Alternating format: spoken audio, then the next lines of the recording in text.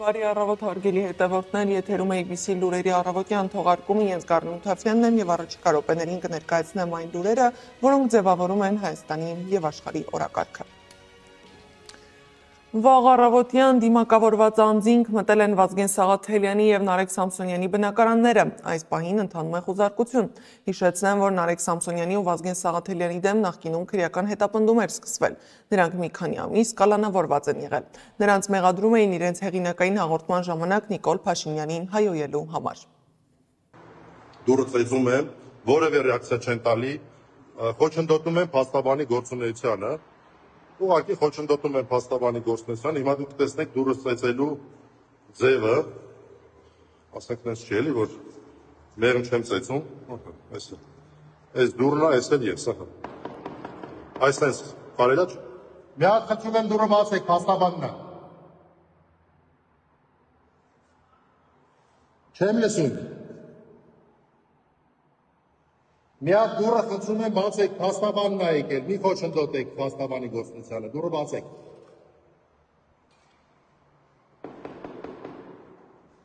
Ներսում ինչ-որ քննչական գործողություններ են անում, հավանաբար խոզարկություն։ Քիչ առաջ էլ փաստաբանը գրել է, որ Նարեկ Սամսոնյանին ձերբակալել են ու տարել քննչական։ Նույնը հավանաբար սպասվում է Վազգեն Սաղաթելյանի։ Փաստաբանի խոսքով նրանց մեղադրում են խուլիգանության համար։ Խտրական վերաբերմունք, ապօրինի եւ անհիմն գործեր ու իրավական կողմնապահություն։ Փաստաբաններն այսպես են մեկնաբանում հոգևորականության դեմ սկսված դատական արշավը։ Վերջին օրերին Արագածոտնի թեմից եւ Մայրաթորից բազմաթիվ հոգևորականների են հրավիրել իրավապահ մարմին, որպես վկա հարցաքննվելու, հայտնել է փաստաբան Արա Զոհրաբյանը։ Նրա խոսքով քննչական մարմնին հետաքրքրում է կարգալույծ եղած նախկին տեր Արամ Ասատրյանի եւ տեր Թադե Քահանայի վերաբերյալ Մայրաթորում եղած տեղեկությունները։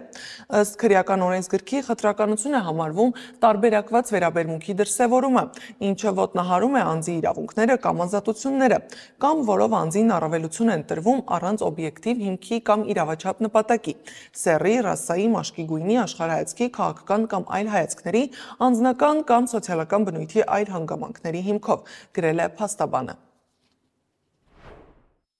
Պատկերացնում եք, քննչական մարմինը մտածում է, որ նախկին տեր Արամին կարգալույծ են արել խտրական վերաբերմունքով պայմանավորված։ Քննչական մարմնին չի հետաքրքրում, որ հենց քննչական մարմինն է խտրական վերաբերմունք ցույց տալիս Նաթան Սրբազանի հեռախոսային խոսակցության դեպքով, երբ քրեական վարույթ չի նախաձեռնում Հայաստանի Հանրապետության քրեական օրենսգրքի 206 հոդվածի հատկանիշներով, որը վերաբերում է հեռախոսային խոսակցությունների գաղտնիությունն ապօրինի խախտելուն։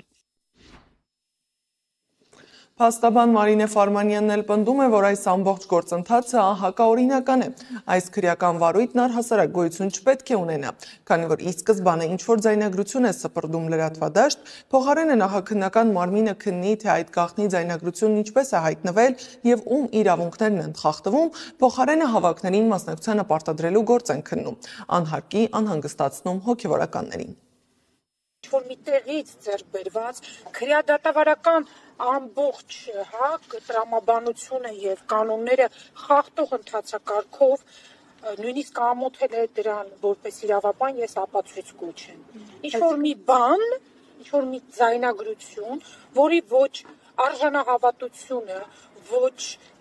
իրավականությունը, ոչ մի բանը չես կարող գնահատականի արժանացնել ու եկել է դառել է քննության առարկա։ Հիշեցնեմ, որ երեք քննչական կոմիտե էին կանչում հոգևորականների Մայրաթորից ու Արագածոտնի թեմից։ Ավելի քան 8 հոգևորականի կանչել են քրեական վարույթի շրջանակում, որը սկսվել է 2023 թվականին արված ձայնագրության հիման վրա։ Ձայնագրությունն ըստ կոմիտեի վերագրվում է Գարեգին II-ի նախկին գավազանակիր աղա Նաբեղա Երնջակյանին, որն իբր զրուցում է Մայրաթորի արտաքին հարաբերությունների եւ արարողակարգի բաժնի տնօրեն Նաթան arczepiskopos Հովհաննիսյանի հետ, իբր դժգոհելով, թե կաթողիկոսը ստիպում է մասնակցել հակաիշխանական ցույցերի։ Գործող իշխանությունն իր քայլերով ու հայտարարություններով պնդում է, որ եկեղեցուն ու հոգևոր առաջնորդներին պետք է չվստահել։ Սակայն երբ բացում ենք վիճակագրությունն ու խոսում թվերի լեզվով, պատկերը ամբողջական է դառնում։ Ըստ Արար հիմնադրամի հետազոտության, Հայաստանում ամենաբարձր գոհունակությունը վայելող կառույցները զինված ուժերը եւ հայ առաքելական եկեղեցին է։ Զինված ուժերը 66.4%, հայ առաքելական եկեղեցին 62.5%։ Ոստիկանության հանդեպ բարձր գոհունակությունը 54.6%, առավել դժգոհ են կառավարությունից, հարցվողների 39.5%-ը, իսկ ազգային ժողովից դժգոհ է 50%-ը։ Ի դեպ, ազգային ժողովից ամենաշատը դժգոհ են 45-ից 60 տարիքային խմբի ներկայացուցիչները, ցածր սոցիալական ապահովվածությամբ մարդիկ 62.7%։ Այս վիճակագրության ֆոնին Փաշինյանն ազգային ժողովում ներկայացրել է քայլերի հաջորդականությունը։ 2026-ի երկրորդ կեսին արդեն պիտի սկսեն Թրամփի ուղու շինարարությունը։ Ես կարող եմ հստակ ասել, թե երկաթուղին որտեղով է անցնելու։ Երկաթուղին անցնելու խորհրդային ժամանակ գոյություն ունեցած երկաթուղու, որտեղ ուրիշ տեղով երկաթուղի կառուցելը իրատեսական չի։ Ես կարող եմ ասել, որ օրինակ գազամուղը անցնելու է դրանից էականորեն հյուսիս։ Էլեկտրական գծերը անցնելու են էականորեն հյուսիս։ Ընդ որում ես չեմ կարող ասել, որովհետև ուսումնասիրությունները տեղում ենք արդեն սկսել ենք, չեմ կարող ասել նույնիսկ որոնք Սյունիքի մարզի հատվածում կմնան, որոնք Վայոց ձորի մարզի հատվածում, որովհետև դա հասկանում եք, բազմաթիվ գործոններից է կախված, այսինքն քարտեզի վրա ամեն ինչ հարթ է, թվում է թե որ դե ուզենաս գիծը կքաշես, բայց այնուամենայնիվ տեղանքը բնությունը ուրիշ բան է։ Ավտոճանապարհների հետ կապված, գիտեք, հյուսիսարավը կառուցվում է եւ մեծ հավանականությամբ մենք ճանապարհները այդ արևելք-արևմուտք ուղղությամբ ճանապարհները կինտեգրենք հյուսիս-հարավի ճանապարհներին եւ այլն եւ այդպես շարունակ։ Խաղաղությունը գործող իշխանության համար արդեն տեսանելի է ու շոշափելի, մինչդեռ մարդկանց մեծ մասի համար այդ ամենը ոչ միայն մոտ չէ, այլև անիրատեսական է։ Արար հիմնադրամի հետազոտությունը ցույց է տալիս հետևյալ պատկերը։ Հարցվածների 69.2%-ի կարծիքով բանակցությունների միջոցով հնարավոր չէ հասնել Ադրբեջանի հետ երկարատև խաղաղության, իսկ 30.5%-ի կարծիքով հնարավոր է։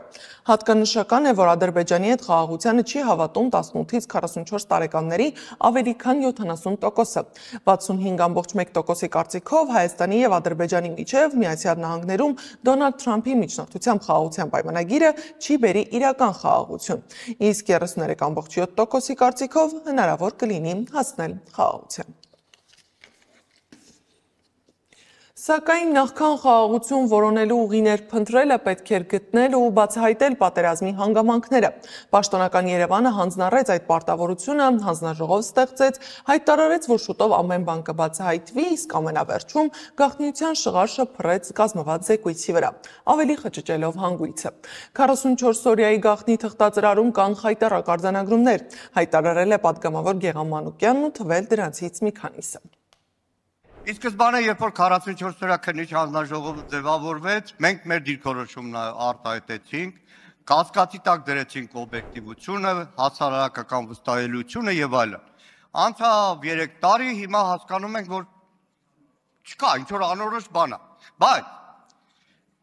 գաղտնի բաժնում դրված է մի թղթածրար, որտեղ կան խայտառակ արձանագրումներ, որ 18 թվականին բարձրագույն զինվորական պաշտոնի նշանակում է կատարել Նիկոլ Փաշինյանը խիստ կասկածելի հիմքով։ Կա արձանագրում, որ բարձրագույն զինվորական պաշտոնի եղել է մարդ, որը չի բացառում, որ այլ երկրի ազդեցության գործակալ է։ Կա արձանագրում, որ տասնյակ միլիոնավոր դոլարների ռազմական գնում է կատարվել, հակառակ ձեր զգուշացումների Նիկոլ Փաշինյանին, բայց որևէ արդյունք չունի։ Կա արձանագրում, որ տասնյակ միլիոնավոր դոլարների հոբ համակարգ գնվել, որը անարդյունավետ է եղել, միակ դեպքն է, որ գլխավոր դատախազություն այդ ժամանակ գրություն եք ուղարկել, չկա հետևանք։ Ուզում հասկանամ, անկախ եմ բանից, այդ քննիչ հանձնաժողովի զեկույցը մտել է ուժի մեջ, չի մտել, Բայց այդ ամեն ինչը գրած է ու դրած է ազգային ժողովում, լուծումը որն է, իրավապահները ոնց կանան այդ ուղղությամբ աշխատել։ Պարոն Մանուկյան, լուծումների մասին գոնե ես եւ դուք ունեցել ենք զրույցներ։ Լուծումը դա օրենքով նախատեսված ընթացակարգերն են։ Հիմա ժամկետի հետ կապված խնդիրը ինքներդ էլ իմ համար էլ շատ վիճահարույց է, որովհետեւ եթե ունենք նպատակ զեկույց ունենալու, մենք զեկույց ունենք։ Եվ այդ գաղափարից ելնելով քննիչ հանձնաժողովի որպես նախագահ զեկույց ուղարկել եմ ազգային ժողովի նախագահին, որից հետո ենթադրում եմ, որ այդ զեկույցը պետք է դրվի լիագումար նիստերի քննարկման։ Ես խնդրում եմ այս մասը ուշադիր եղեք, էլի։ Ես կարծում եմ, որ զեկույցի գոյությունը դուք հիմա նշում եք բաներ, որ ինձ ես պատասխան չեմ տալու, որտեղ անձամբ ես եմ գաղտնիության բանը դրել, հույժ գաղտնի, ես չեմ դրել խիստ գաղտնի, որտեղ այնտեղ ով որ կարդացել է, եւ ես կարծում եմ, որ լավ կլիներ, որ բոլորը կարդային, որտեղ այդ աշխատանքը հիմա գտնում առաջի բաժնում, բայց պարոն Մանուկյան, որպեսզի ձեր նշած կառույցներին դուք նամակը գրեք եւ ստանաք պատասխան, մենք հիմա կազմակերպել ենք ազգային ժողովի աշխատակազմի հետ, պարոն Առաքելյանի հետ, պայմանավորել ենք, որ այն ամբողջ 16000 էջից բաղկացած նյութերը պետքա տեղափոխվի առաջի բաժին, որից հետո պետքա որոշում կայացվի այդ նյութերին հասանելիություն տալ պետական այն կառույցներին, որտեղ իրենք այդ ուսումնասիրելու եւ որոշումներ կայացնելու հնարավորություն կունենան։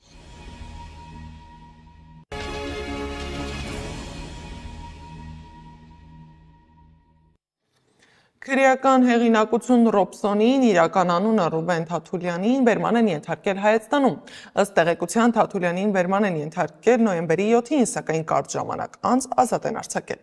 Ռուսաստանում Թաթուլյանը հետախուզվում է սպանության, խարդախության եւ հանցավոր խմբավորում ստեղծելու մեղադրանքներով։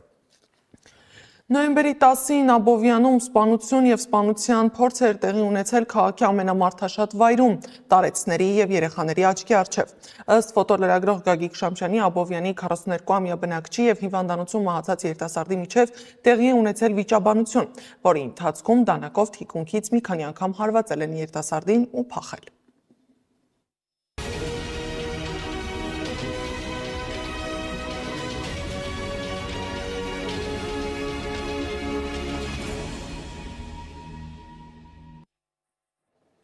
Վրաստանի նախկին նախագահ Միխայել Սահակաշվիլին Վիվամեդ կլինիկայից տեղափոխել են բանտ, քանի որ Սահակաշվիլիի վիճակը բավարար է եւ նա այլևս ստացիոնար բուժման կարիք չունի։ Նա դուրս է գրվել կլինիկայից եւ վերադարձել թիվ 12 ուղիչ հիմնարկ, ասված է հատուկ ուղիչ ծառայության հայտարարության մեջ։ 2021 թվականի հոկտեմբերի 1-ին ձերբակալվելուց ի վեր նախկին նախագահը բանտում եղել է 6 ամսից պակաս, մնացած ընթացքում եղել է տարբեր բժշկական կենտրոններում։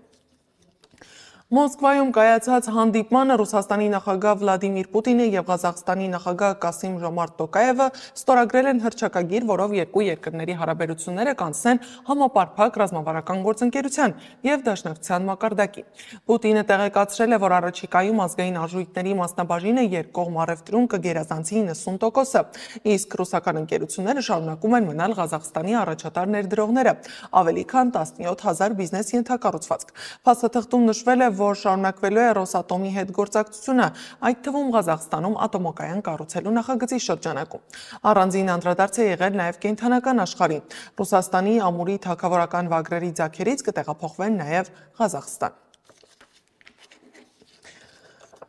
Նոյեմբերի 13-ին Վազգեն Սարգսյանի անվան հանրապետական մարզադաշտում կկայանա աշխարհի 2026 թվականի առաջնության ընտրական փուլի Հայաստան-Հունգարիա հանդիպումը։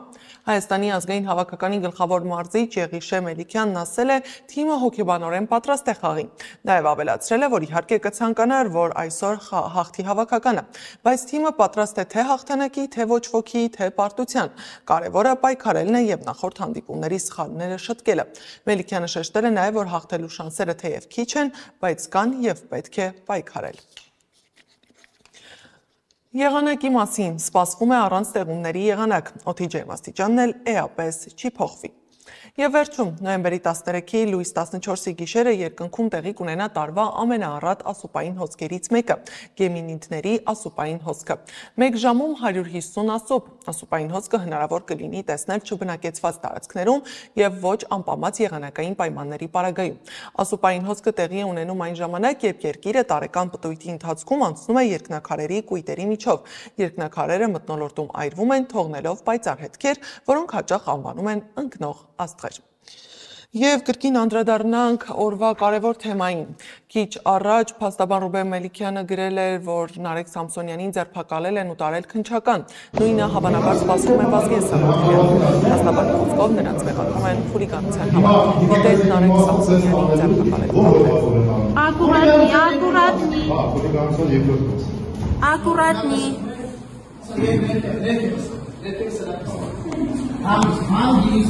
Մարդը հանգիստ գալիս է, հանգիստ տարեք։ Մարդը հանգիստ գալիս է, հանգիստ տարեք։ Որ բաժին եք տանում, որ բաժին եք տանում։ Որ բաժին եք տանում, ասեք, որ փաստաբանները ներկայանան։ Գլխավոր գծակը։ Գլխավոր գծակը։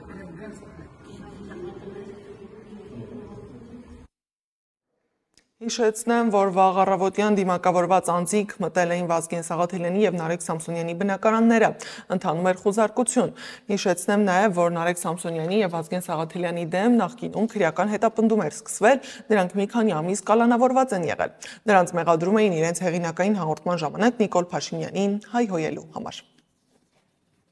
Ասում եմ, որևէ ռեակցիա չեն տալի, խոչընդոտում են փաստաբանի գործունեությանը։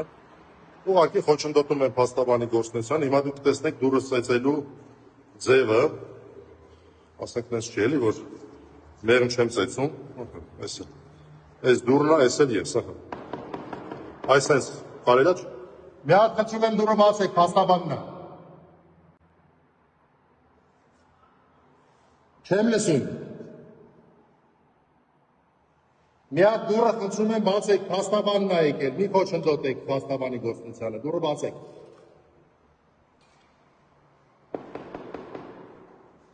Ներսում ինչ-որ քննչական գործողություններ են անում, հավանաբար խուզարկություն։ Այսքանն էին այս ժամի գլխավոր լուրերը, շարունակեք հետևել մեզ YouTube-ում, Facebook-ում, Telegram-ում, WhatsApp-ում, Instagram-ում, TikTok-ում կամ այցելեք մեր պաշտոնական կայք www.abcmedia.am։ Ես Գառնու Թավյանն եմ, մաղթում եմ արդյունավետ աշխատանքային օր, մենք կհանդիպենք ժամը 12-ին։